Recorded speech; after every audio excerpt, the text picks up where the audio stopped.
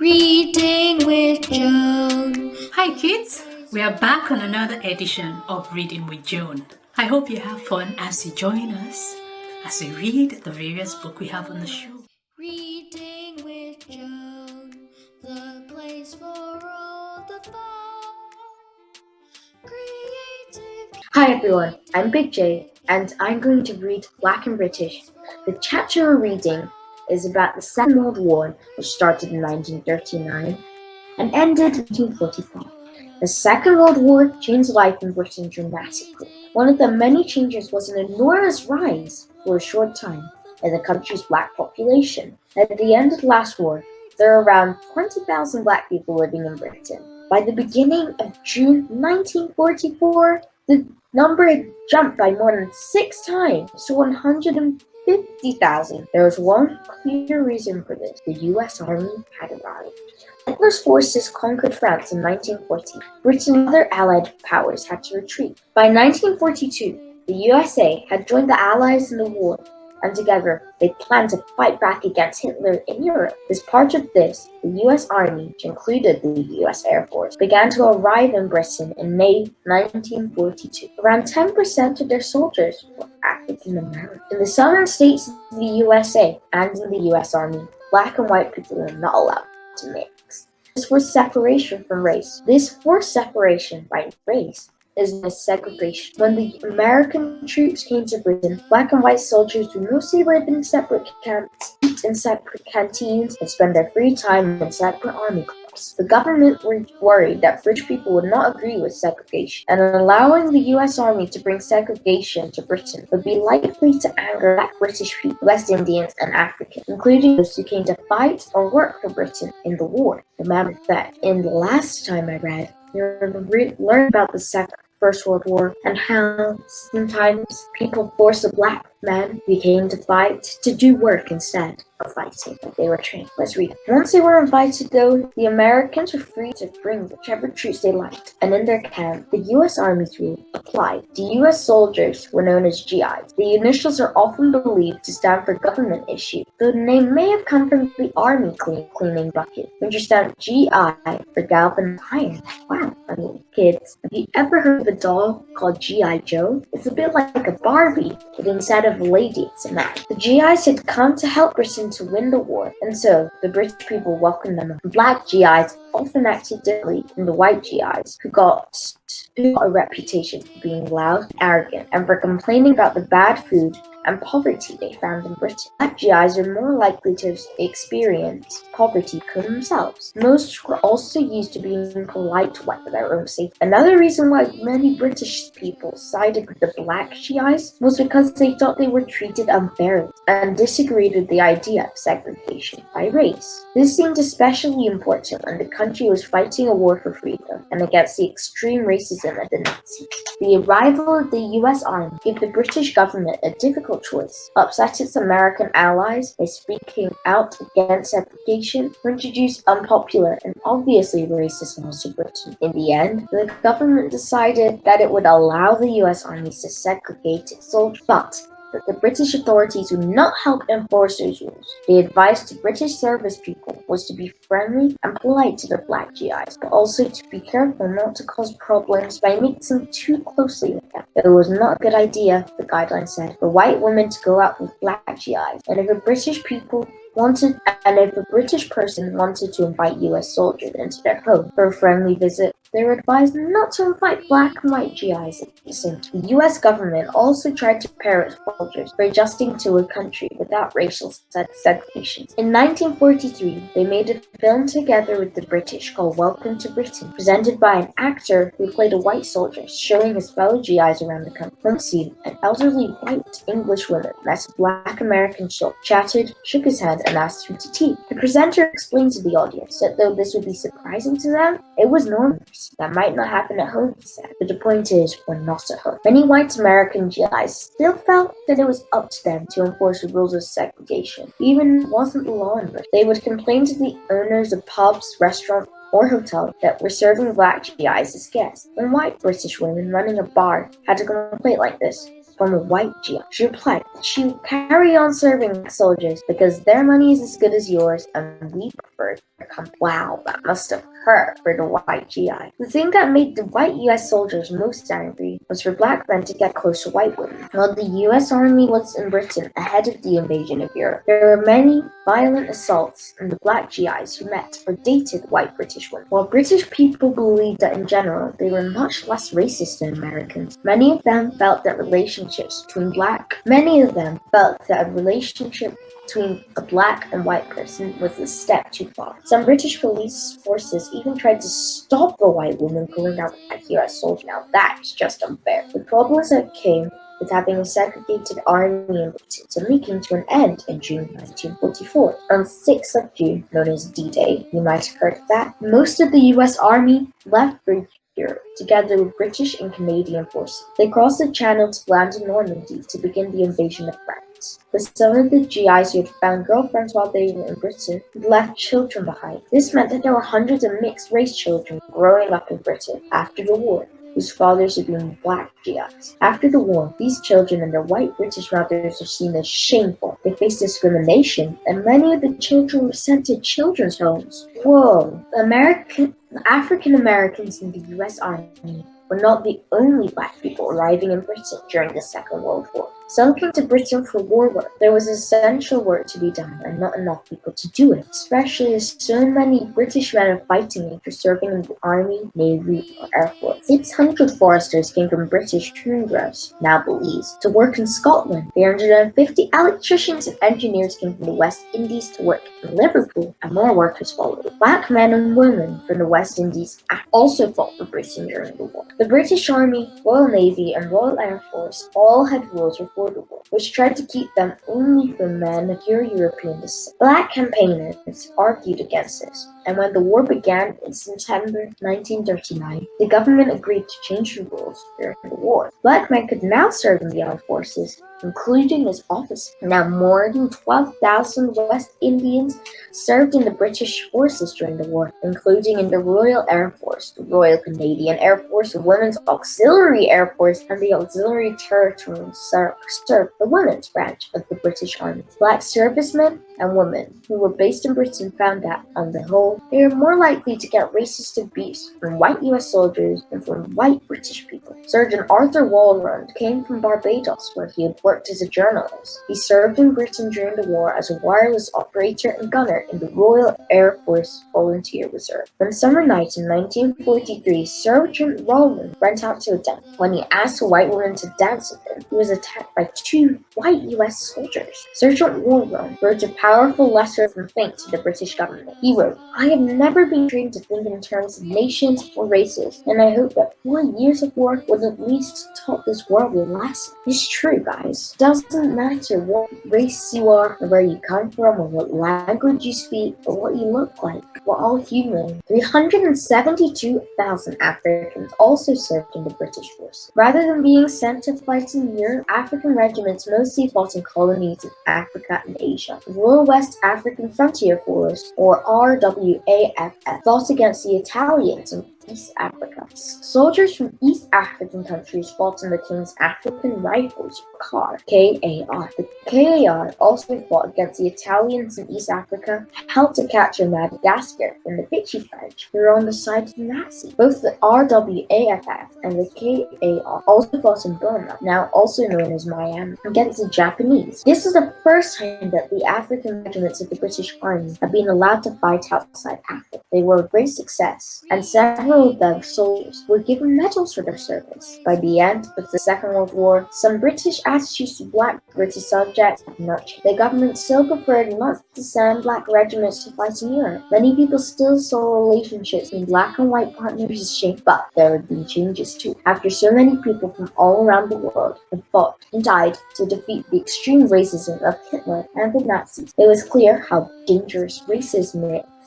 Kids, I hope you enjoyed today learning about the Second World War and how drastically it had changed from the First World War in terms of racism and inclusiveness. Thank you for watching. I hope you enjoyed this broadcast today, and I'll see you next time. Bye! Reading with Joan, the place for all the fun. Hi kids, welcome to another edition of Read Joan. I hope you're having a lovely time today.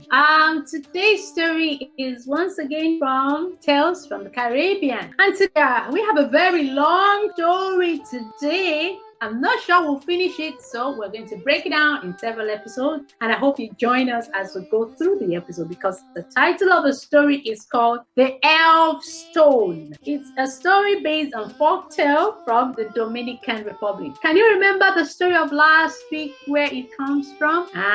Go and find out and tell me where it comes from. Can you remember? It comes from Tobago. Okay. So let's start. The Elf Stone. There was once a young woman called Maria. She loved a man called Joan very much. Maria worked as a cook in a big house where Joan lived. And every day she could see him and dream about marrying him. But Joan was so handsome and rich, and Maria was plain and poor. And all the rich women in the village were all parading themselves in front of Joan, wearing their fancy clothes, expensive jewelry, extravagant hairstyle. How could Maria compete with them? She only had one dress to wear, and it was full of holes. Maria couldn't afford any jewelry. Her hair was wild and free. She knew Joan would eventually choose one of the rich women to marry. She knew when he did, it would break her heart. Still, Joan always greeted Maria with a smile when she turned up for work, and it made her feel she was the most beautiful woman in the world. She couldn't help it but continue to dream about the impossible. One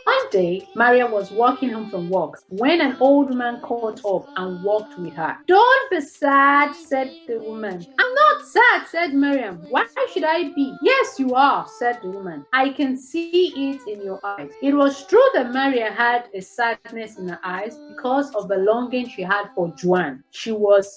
"You have a longing," said the woman. "But don't worry, your dream to marry Joan can come true." Maria was shocked. She had not shared a dream of marrying Joan with anyone. "How did you know my dream of marrying Joan?" Marian asked. "I know everything," said the woman. "I have watched you and I see how you look at him, but I've never seen you before," said Miriam. "I worked at the big house too," said the woman. "I pick up the laundry every Friday at Joan's house. I wash the family clothes in the river, and then I bring back the clothes to the house after cleaning and iron on Monday." Miriam felt ashamed that she never noticed the woman before. "I've been watching you for some time now," said the woman, "but you will not have noticed me because you only have eyes for Joan. Anything else that is happening around you is unnoticed." Mariam felt embarrassed. She wondered who else had noticed her looking at Joan. Suddenly hit her as she wondered if Joan knew how she felt about him. "Well, it's just a dream," said Maria. "Nothing can come out of it. It's just a dream. It's just a dream." "Don't start," said the woman, "for I can help you make your dream come true. But if I help you marry Joan, it will cost you a lot of money." Mariam laughed. "If only," she said. "It's up to you," said the woman. "If you want to marry him, I can help you. But if you don't, it's up to you." Mariam thought for a moment. The woman was very convincing. If she could actually make Mariam's dream a reality, it could be truly amazing. "I don't have any money," said Mariam. "So even if you can help me, I wouldn't be able to pay you. Once you get married to Joan, you will be rich too," said the woman. "You can pay me when you're married." Mariam realized she had nothing to lose. If the woman failed to get Joan to marry Mariam, then she would not have to pay her. The deal seems good to be true. The deal seemed... Hey! Osenobwa! Am I going to stop this recording? Mariam realized she had nothing to lose. If the woman failed to get Joan to marry Mariam, then she would not have to pay her. The deal seems too good to be true. "What's the catch?" she asked. "No catch," said the woman sweetly. Mariam loved Joan too much. If this woman could help her, then maybe it would be worth the risk. "Yes," said Mariam, "help me to marry Joan. Now, you must listen very carefully to my instruction," said the woman, "and you must follow them completely." Say completely.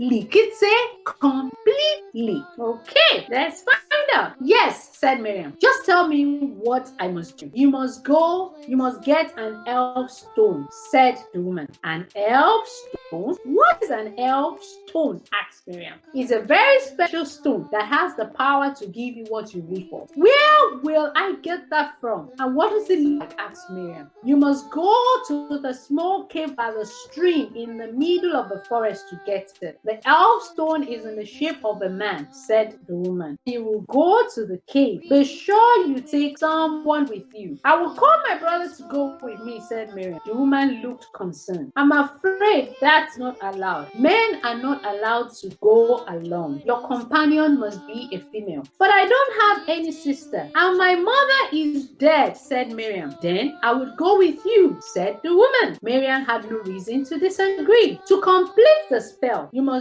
bring with you a photograph of Joan, said the woman. I will place the elf stone on top of a picture and put them on the ground at the main crossway when it is raining and the sun is shining, just as the rim fulfills the sky. After I have cast my spell, I will bury the picture and the elf stone in the earth. And then that will be it. Will I marry Joan? Asked Miriam. Most certainly, the woman said. Meet me at the cemetery gate with the photograph of Joan tomorrow evening at 6 o'clock. Miriam agreed to meet the woman at the cemetery gate at 6 o'clock the next day. Miriam went home feeling very excited. Could what the woman had said be true? If Miriam followed all the instructions, would Joan really become her husband? The next day, when Miriam went to walk the house as usual, she felt very happy when Joan passed her and smiled his usual way. Though she was just a poor girl in rags, once again, she felt like the most beautiful girl in the world. She hoped desperate that the woman's spell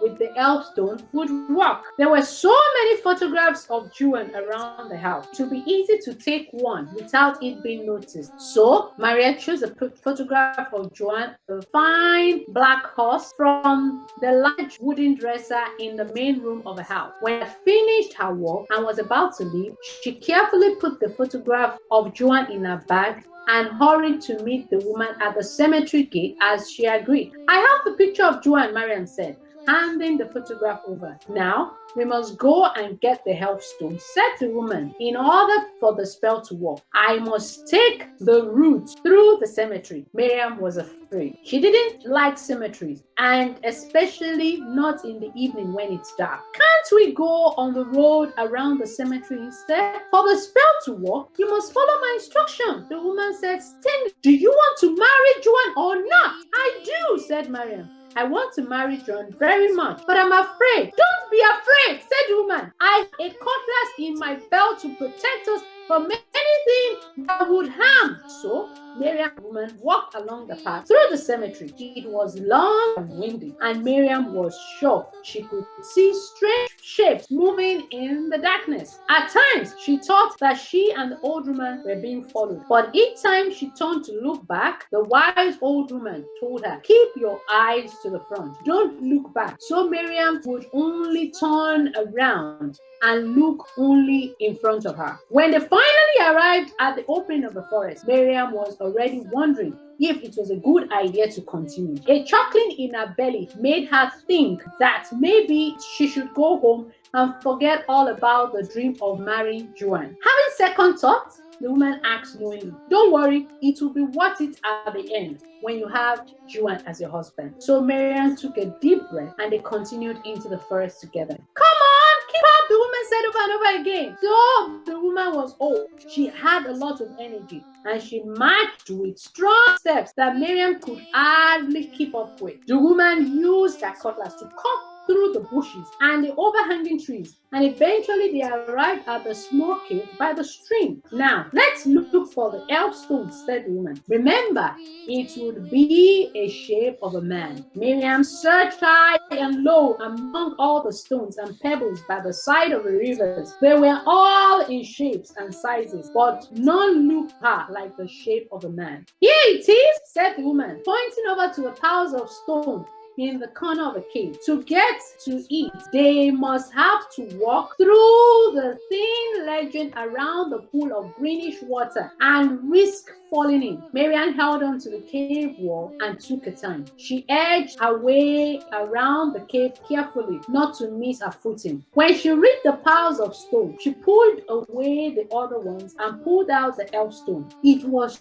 true. The tiny stone she had the shape of a man. But how did the old woman ever seen it from such a distance baffled her. With equal delicate steps, Miriam made her way back around the ledge. Now, quickly, we must walk to the main crossroad so I can do my spell, said the woman. By now, Miriam was tired. She wasn't sure she had enough energy to walk all the way to the main crossroad. I'm tired, she said. Can we rest first? We only have a short time to do this, the woman said. We have to reach the crossroad at dawn. Breaking or the spell will not work. When the sun shines, the rain falls, and the rainbow forms, that is when I must make the spell. And then I must bury the picture with the elf stone. Oh, very well, Miriam said. But she could see that the woman was losing her patience. Lead the way. Guys, I'm also tired. What do you think would happen? Do you think Miriam made a wise choice by following the woman? What will you think if she cast a spell? Is it Miriam that will marry Joan?